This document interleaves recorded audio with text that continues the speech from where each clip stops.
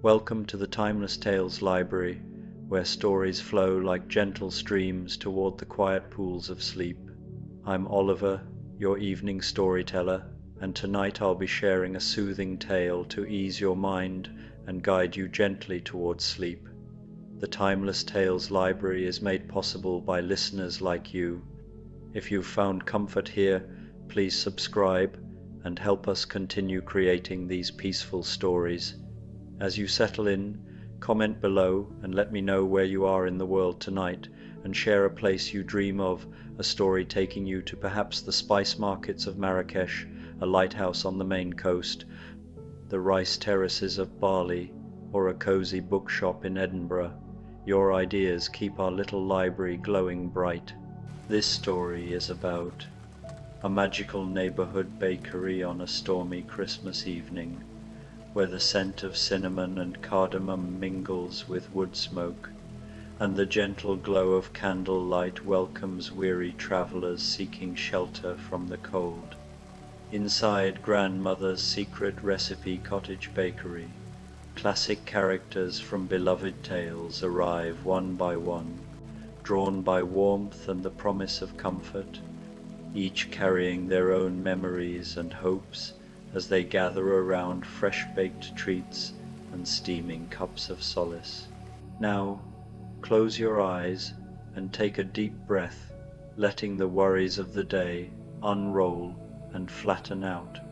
You are entering the Golden Scroll Room, a special chamber within the Timeless Tales Library. This is a place for the oldest, most precious stories, tales written on scrolls of shimmering gold that glow with the warmth of a setting sun. The air is still, carrying a faint scent of old paper and quiet wisdom. Feel your body settle into the rich, soft fabric of your bed, your own personal alcove in this gilded room. Let the weight of your head, your arms, and your legs release. The golden glow of the scrolls fills the room, a gentle and comforting light that soothes your mind and body. Unroll the first scroll, let the words drift into your thoughts like dust motes in a sunbeam, leading you toward a deep and peaceful rest. The Coziest Rainy Day, Grandmother's Secret Recipe Cottage Bakery, a Christmas evening bedtime story for adults. The storm arrived at twilight, just as the first Christmas lights began to glow along the cobblestone street. Rain fell in silver sheets, drumming against shop windows and streaming down gutters in musical rivulets. The wind carried the scent of pine and winter, of cold earth and distant snow, and through it all, one small cottage bakery glowed like a lantern against the darkening evening. Grandmother's Secret Recipe Cottage Bakery sat tucked between a bookshop and an old clock repair store, its windows steamed with warmth, its wooden sign swaying gently in the wind. Painted ivy climbed the doorframe, and a wreath of dried orange slices, cinnamon sticks, and evergreen boughs hung on the heavy oak door. Light spilled onto the wet street, golden, inviting, impossibly warm. Inside, the bakery wrapped itself around anyone who entered like a favorite blanket. The ceiling beamed with dark wood, hung with bundles of dried herbs, lavender, and strings of cranberries. Shelves lined the walls, displaying vintage tins, ceramic jars labeled in careful script, and copper molds shaped like stars and hearts. A stone fireplace crackled in the corner, its flames casting dancing shadows across mismatched armchairs and a long wooden table worn smooth by years of use.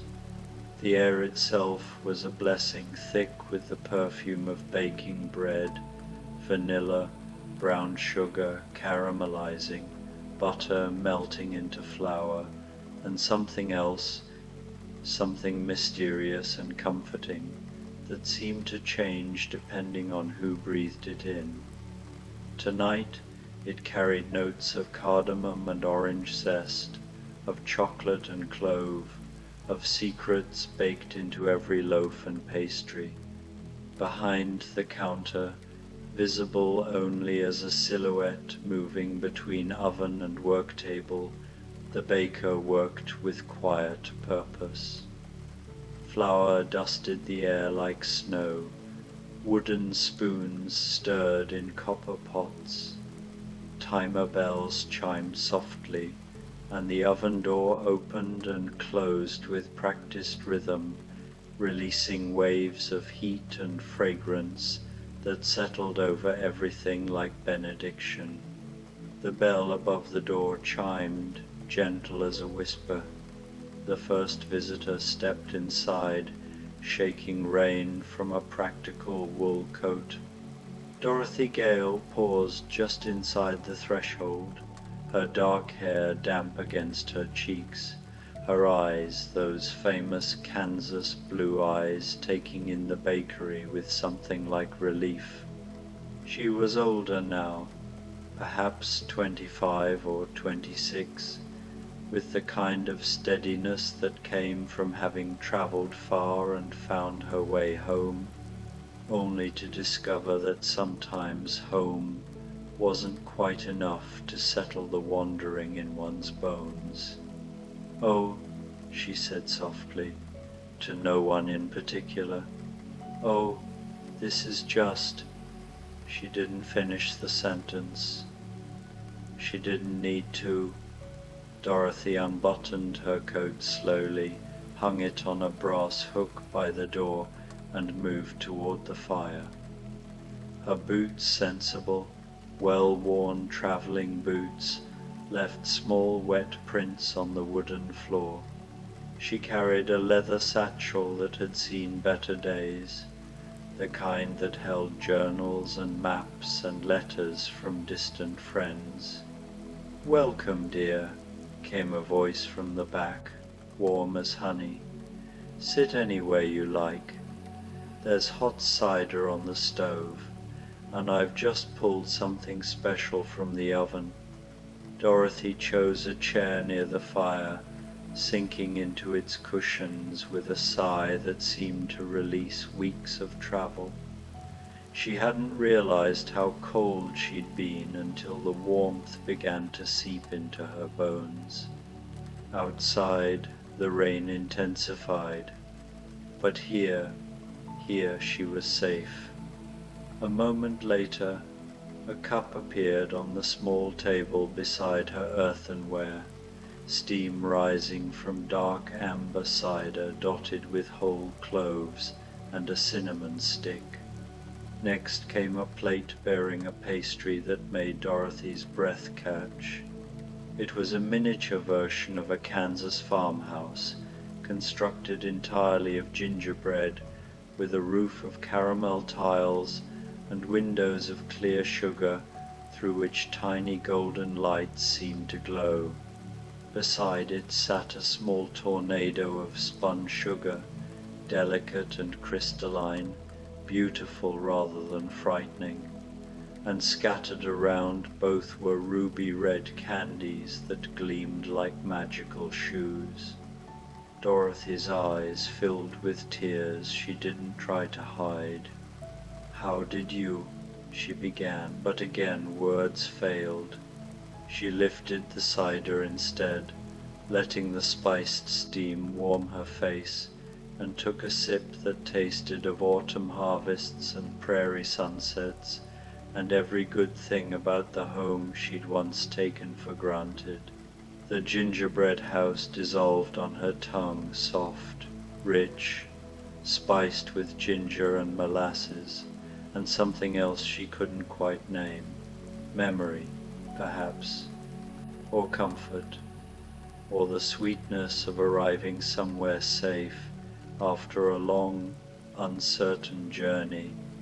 She was still savoring it, eyes half closed, when the bell chimed again. The second visitor brought a gust of cold air and the scent of damp wool.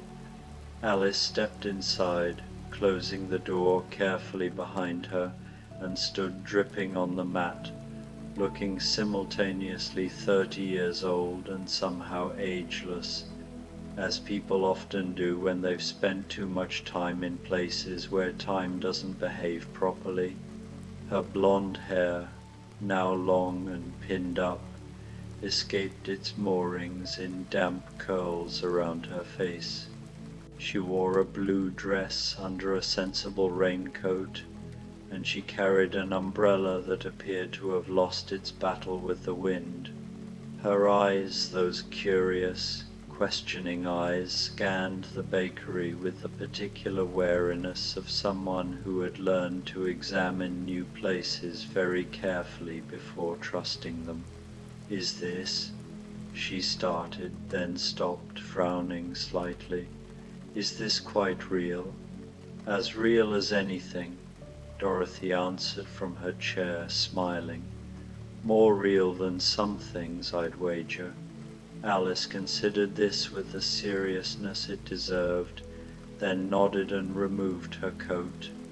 She chose a seat at the long wooden table, running her fingers along its scarred surface as though reading its history in the grain.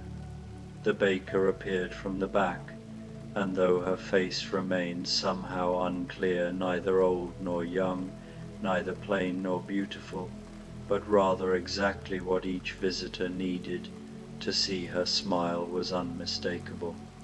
"Tea, I think," she said, not quite a question. "And something that makes sense, even when the world doesn't." Alice's shoulders relaxed by visible degrees.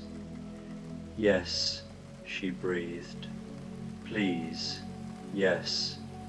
The tea arrived in a proper china teapot, painted with roses, and completely free of any mysterious labels, suggesting one should drink to grow or shrink.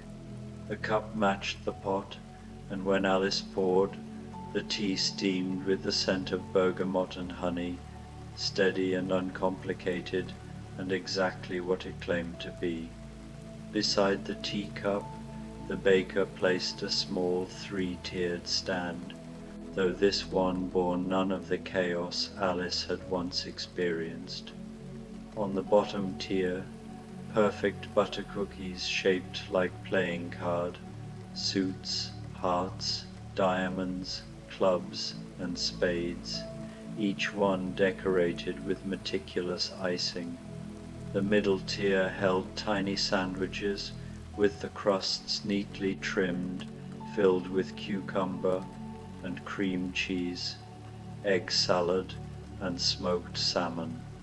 The top tier bore miniature Victoria sponge cakes, each one a tiny miracle of jam and cream and soft, sensible cake. It was a proper tea, an English tea, a tea that followed all the rules and made no attempt whatsoever to engage in philosophical debate or accuse anyone of being the wrong size. "Oh, thank goodness," Alice whispered, and began to eat. Dorothy watched her with understanding, sipping her cider. Neither woman felt the need to explain themselves. Outside, thunder rumbled in the distance, and the rain fell harder, but inside the bakery all was warmth and safety, and the gentle sound of tea being poured into china cups. The third arrival came 20 minutes later, entering with the confidence of someone who had walked through many doors in many places and found most of them led somewhere interesting. Jo March pushed into the bakery with her usual energy, though she paused immediately, captivated by the scene before her. She was perhaps 28 now, with ink stains on her fingers and a worn leather portfolio under one arm. Her dark hair, shorter than fashion dictated, curled wildly from the damp, and her eyes intelligent, restless, forever observing, took in every detail of the bakery with the particular hunger of someone who wrote things down for a living. "Well," she announced to the room, "if this isn't the most perfect setting I've ever seen. Do you mind terribly if She was already pulling out a small notebook. "I promise I won't be any trouble." "Sit," Dorothy invited, gesturing to an empty chair near the fire. "We're all finding shelter tonight, and what excellent company to shelter with," Joe said, claiming the chair and immediately kicking off her wet boots to warm her feet by the fire. She set her portfolio aside with care pages she'd been working on, probably stories or essays or a new novel. Josephine March, usually called Jo, formerly of Concord, Massachusetts, currently of everywhere I can afford a train ticket to. She grinned. Writer, wanderer, perpetually cold and usually hungry. Dorothy Gale, Dorothy offered. Kansas originally, though I've done my share of wandering too. Alice, the blonde woman added, buttering a cookie with remarkable precision. From England mostly, when I'm being logical." Joe laughed, delighted. "Oh, I like you both already." The baker brought Joe's offering without being asked. A thick slice of fresh bread, still warm from the oven, with a crispy crust and an interior so soft it seemed to sigh when cut. Beside it, a small crock of butter whipped with honey and cinnamon, and another of apple butter, dark and spiced and smelling of autumn orchards. A bowl of soup followed potato and leek, rich and creamy, with chunks of tender vegetables and fresh herbs floating on top. And finally, a mug of hot chocolate so thick and dark it was almost black, topped with fresh whipped cream and a dusting of cocoa powder. "Oh," Jo breathed, setting aside her notebook immediately. "Oh, you wonderful, magical person, whoever you are." She ate with enthusiasm, alternating bites of buttered bread with spoonfuls of soup, occasionally pausing to close her eyes in appreciation. "This is exactly what my mother used to make," she said softly. "On cold nights when I'd been out too long, chasing stories or adventures or whatever seemed more important than coming home for dinner, she never scolded, just made soup and waited for me to come in and tell her everything. Mothers are wise that way," Dorothy murmured, thinking of Aunt Em. "The good ones are," Alice agreed, remembering her sister reading stories on sunny river banks. They sat in companionable silence, each wrapped in their own memories, while the fire crackled and the rain drummed its endless rhythm against the windows. The bakery seemed to breathe around them, warm and alive, holding them safe. The fourth visitor arrived as Jo was finishing her hot chocolate, and he brought with him the scent of salt air and far horizons.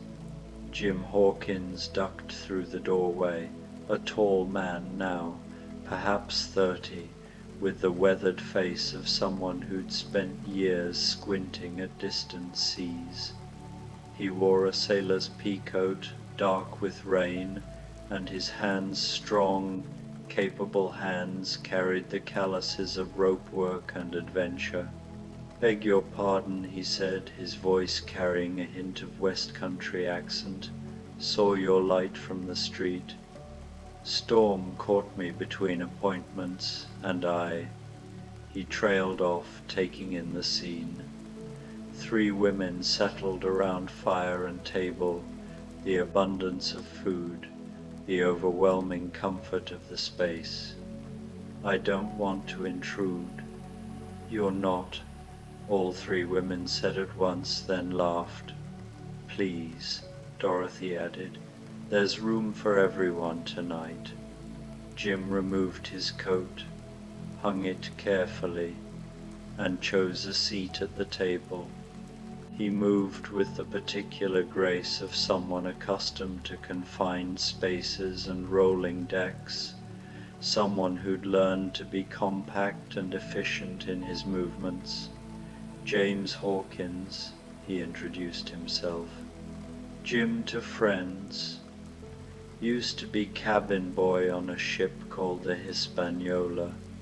These days I run a respectable shipping concern, though I'll confess the paperwork is considerably less exciting than the old adventures, but probably less likely to get you killed," Joe observed. Jim laughed. "There's that." His eyes, though they still held something of the boy who'd sailed after treasure, who'd faced pirates and mutiny, and learned hard lessons about trust and greed and courage. The baker brought him a meal suited to a sailor, a pot pie with a golden flaky crust, filled with chunks of beef and potatoes, carrots and peas, all swimming in thick gravy. Beside it, ship's biscuits, proper ones, not the rock-hard variety, but fresh and buttery, made for eating rather than surviving.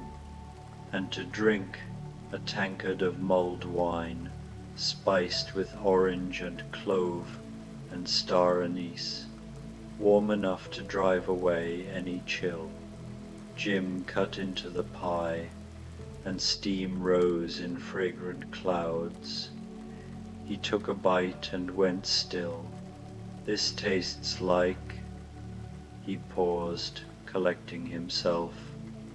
"Like the Admiral Benbow. Like my mother's kitchen before everything changed." "How did you?"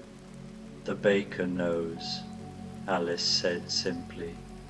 "Don't ask how. Just be grateful."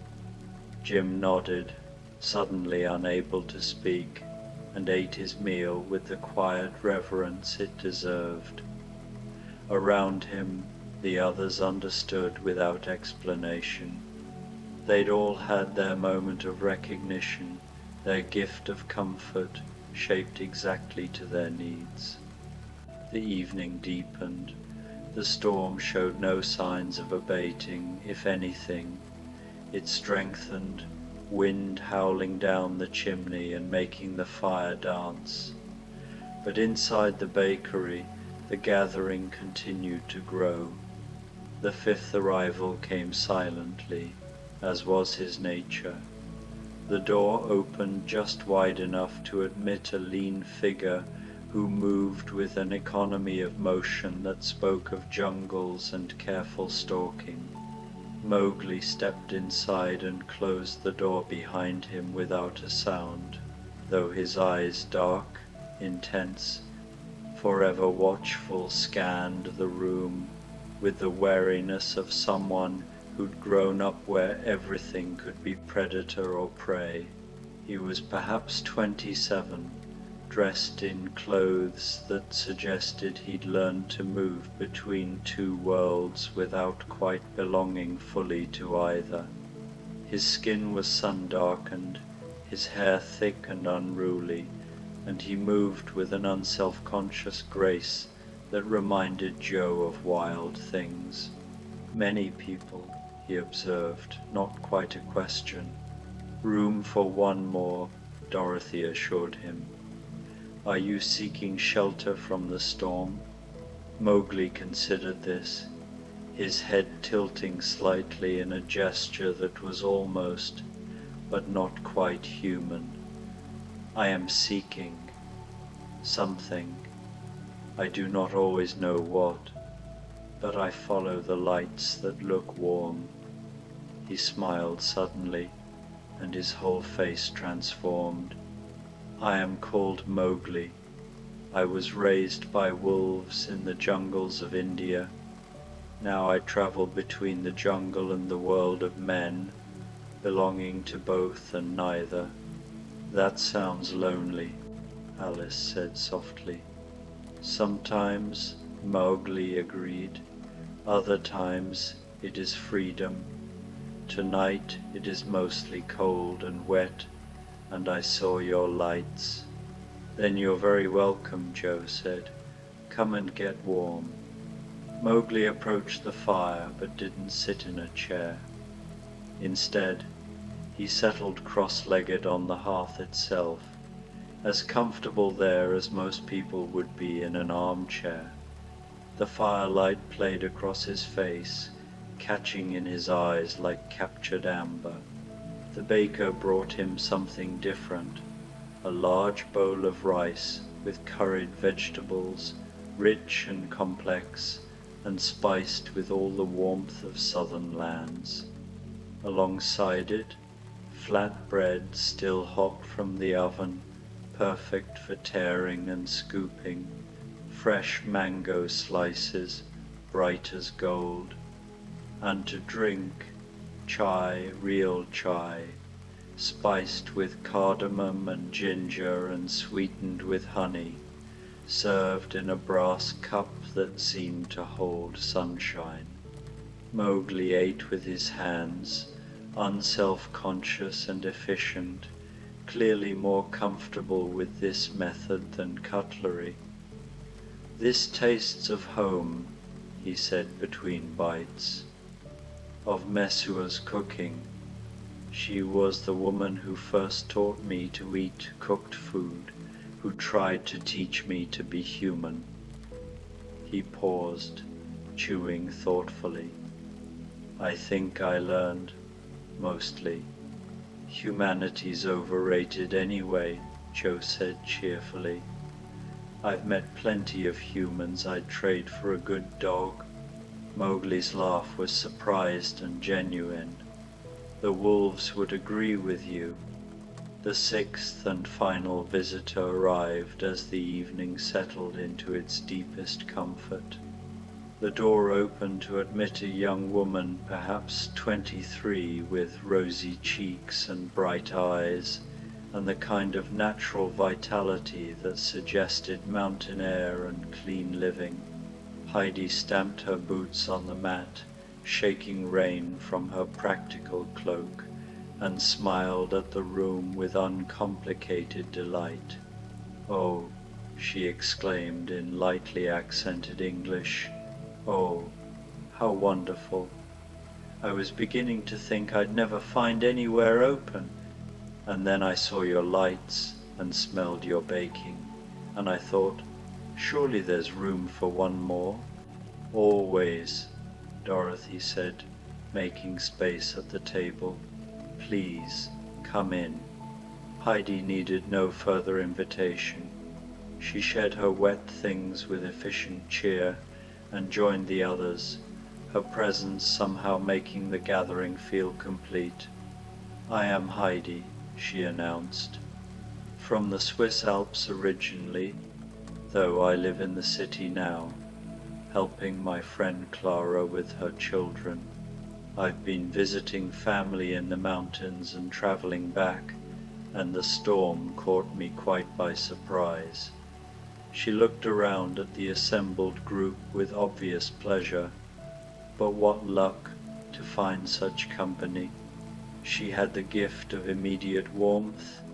Heidi did the ability to make strangers feel like old friends within moments. Perhaps it came from growing up on a mountain with only her grandfather and the goats for company, learning to treasure every human interaction, or perhaps it was simply her nature, generous and open as alpine meadows. The baker brought Heidi a meal that made her clap her hands with delight, a bowl of creamy rösti, the Swiss potato dish, perfectly crispy on the outside and tender within. Beside it, slices of fresh bread with butter and honey, and a small pot of melted cheese for dipping. To drink, hot milk sweetened with honey and spiced with a hint of nutmeg, the kind of drink that promises sound, sleep, and sweet dreams. "This is exactly like grandfather makes," Heidi said, her eyes shining, "or like the Almuncle used to make for me up on the mountain. We'd sit by the fire on winter evenings, and everything would smell like pine and snow and hot milk, and I'd feel like the safest person in the world." "You're safe here too," Alice assured her. "I think that's the magic of this place." "If it is magic," Jim said thoughtfully, "it's the best kind. The kind that simply offers what you need, without asking anything in return." They fell into easy conversation then, these 6 strangers who had somehow become a company. They spoke of their travels, their homes, their loneliness, and their discoveries. Dorothy told them about Kansas and Oz, about the strange homesickness one feels for a place that might not exist anymore, if it ever existed at all. Alice described the peculiar challenge of trying to live a logical life after you've been somewhere where logic doesn't apply. Jo read them a paragraph from her latest story about found family and chosen paths, and they all agreed it was quite good. Jim spoke of the sea, of the way it calls to you even when you've settled on land, and how sometimes respectability feels like a too tight coat. Mowgli told them about walking the line between civilizations, about how the jungle still called to him in dreams, how sometimes human speech felt clumsy compared to the clarity of wolf talk, and Heidi shared her belief that happiness was something you could choose most days, if you remembered to pay attention to small good things like sunlight on snow or fresh bread, or the sound of goat bells in the distance. The baker moved between kitchen and dining area, refilling cups, bringing fresh plates of cookies, Christmas cookies now, spiced with cinnamon and decorated with careful icing. Sugar cookies shaped like stars and trees and snowflakes, gingerbread people holding hands in an endless chain, chocolate crinkled cookies, dark and rich and rolled in powdered sugar like snow, shortbread dusted with cardamom, delicate as lace. Everyone ate, slowly and contentedly, no longer driven by hunger but by the simple pleasure of good things shared in good company. Outside, the storm began to ease. The wind's howl dropped to a whisper. The rain softened from downpour to gentle patter, then to the occasional drop. Through the steamed windows, stars began to appear in breaks between clouds. "I should go," Dorothy said eventually, though she made no move to rise. "I have lodging reserved across town." "As should I," Alice agreed, equally motionless. "In a moment," Jo added, but none of them moved. The fire was too warm, the company too comfortable, the sense of peace too complete to disturb.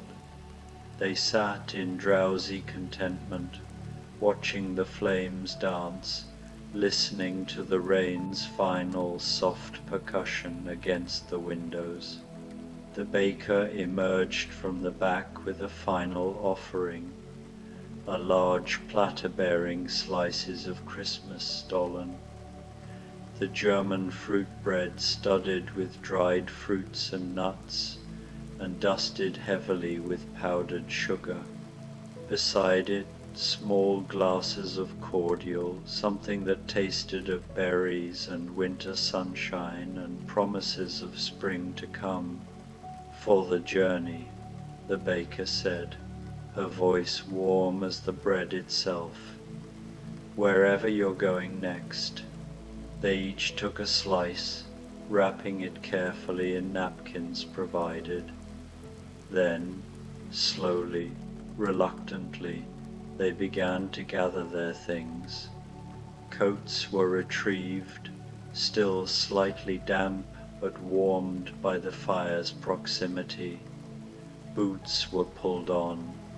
The fire had burned down to glowing coals, and the bakery had taken on the hushed quality of very late evening, when day has fully surrendered to night, and even the rain seems to fall more softly out of respect for sleeping things. At the door, they paused. Dorothy turned back to look at the bakery one last time, the empty cups and plates, the crumbs on the table, the chairs pushed back but still holding the impression of their occupants.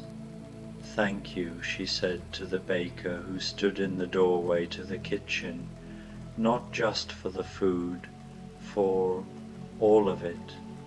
The baker smiled, and for just a moment each visitor saw something different. Dorothy saw Aunt Em, Alice saw her sister, Joe saw her mother, Jim saw his mother, Mowgli saw Messua, and Heidi saw her arm uncle. But when they blinked, it was just the baker again, kind and mysterious, and exactly what they needed her to be. "Come back," the baker said simply. "Whenever you need shelter, the bakery is always here, and there's always room for one more." They stepped out into a world transformed. The storm had passed completely now, leaving the air washed clean and sharp with cold. Stars blazed overhead in impossible profusion, and a thin crescent moon hung like a silver promise above the rooftops. The street gleamed with puddles that reflected the sky, turning the cobblestones into a mirror of the heavens. The six of them stood together for a moment, this unlikely company, breathing the clean air and feeling the peculiar contentment that comes from being warm and fed and safe after a storm. "Well," Joe said finally, "I suppose this is where we part ways." "Perhaps not forever," Heidi suggested hopefully. "Maybe we'll meet again, here or elsewhere." "I'd like that," Alice said softly. "As would I," Mowgli agreed. They exchanged information addresses where letters might find them, names of hotels they frequented, promises to watch for each other's names in newspapers and books. Then, with final handshakes and hugs, with wishes for safe travel and good fortune, they dispersed into the night, each heading toward their own destination, their own next chapter. But they all carried something with them, the memory of warmth and welcome, the taste of comfort perfectly suited to their needs, and the knowledge that somewhere in the world a small bakery glowed with light and promise, waiting for the next storm, the next weary traveler, the next soul seeking shelter and finding home. Inside the bakery, the fire burned down to embers. The baker moved quietly through the space, collecting cups and plates, wiping tables, preparing for tomorrow.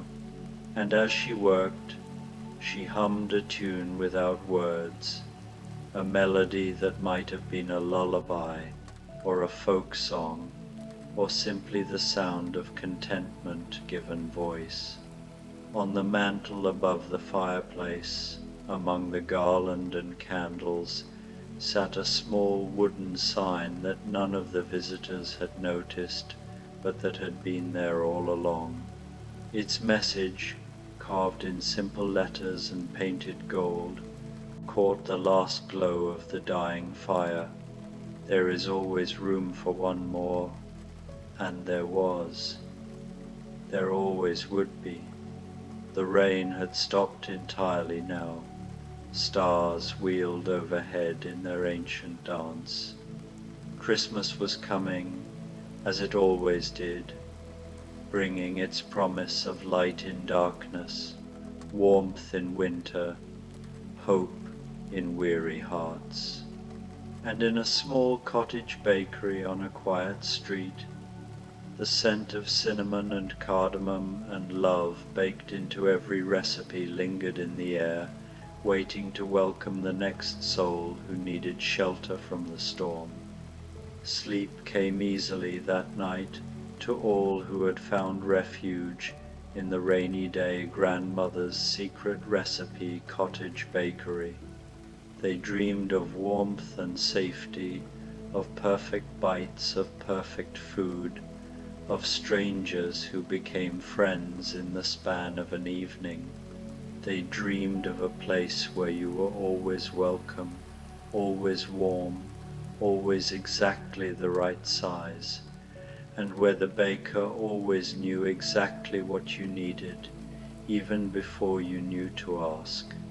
And in the morning, when they woke in their various beds in their various lodgings, they would each find in their pockets the napkin-wrapped slice of stollen they'd been given, still somehow warm, still somehow fresh, tasting of Christmas and kindness, and the promise that no matter how far they wandered, there would always be somewhere to come home to when the storms came. Outside, the first light of dawn began to paint the sky in shades of rose and gold. The street was quiet, washed clean, ready for a new day. And the bakery, the wonderful, magical, impossible bakery, sat waiting, its windows dark now, its door locked, but its heart still warm, still welcoming, still ready to open again when the next storm came and the next weary traveler needed shelter. For that's what grandmother's secret recipe cottage bakery was, in the end, not just a place, but a promise that there would always be warmth for the cold, food for the hungry, safety for the storm-tossed, and peace for the weary, a promise that no matter how far you'd wandered or how lost you'd become, there was always somewhere to rest, always someone to offer you exactly what you needed, always a place where you could simply be, without explanation or apology, and find it enough. The night settled into deep, peaceful stillness, and if you'd been walking past the bakery in those quiet hours before dawn, you might have caught just for a moment the faintest scent of cinnamon and vanilla drifting from beneath the door, and heard the gentlest whisper of a lullaby, and felt yourself wrapped in a warmth that had nothing to do with temperature and everything to do with love. Sweet dreams, weary traveler, sweet dreams.